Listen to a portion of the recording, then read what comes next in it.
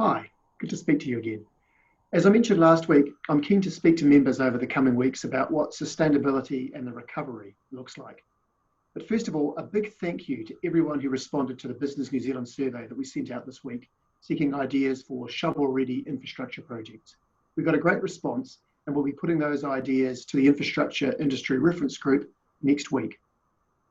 This week, we're having our first online drop-in session, but members to get together and share ideas. And we'll be feeding that back next week. So take a look, come along to that, and perhaps come along to one next week as well.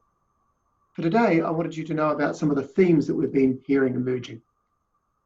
The first one is that we want sustainability to be thoroughly embedded in the recovery. This is something that we've heard from many of our members. This will cover making sure that any infrastructure projects are sustainable while offering employment to communities affected by job losses. And we'll be working hard on making sure that SBC businesses are well represented and informed on these fronts. We're also hearing from you that you're concerned about the resilience of your supply chains and how they can be built up again in the future while embedding a low emissions approach. Now, the work that Kate's been leading around a low emissions roadmap for the transport sector will take this into account.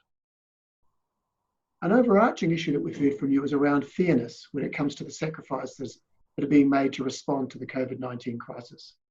Some businesses are leading the way in this area by signalling pay cuts for their executive teams, and in some cases reallocating those funds into employee welfare.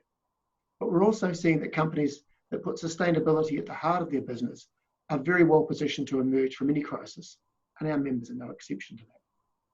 Next week, I'll be talking about how SBC can contribute to the government's broader thinking around the recovery and ensuring that sustainable business and climate action is at the heart of everything that they do in that area.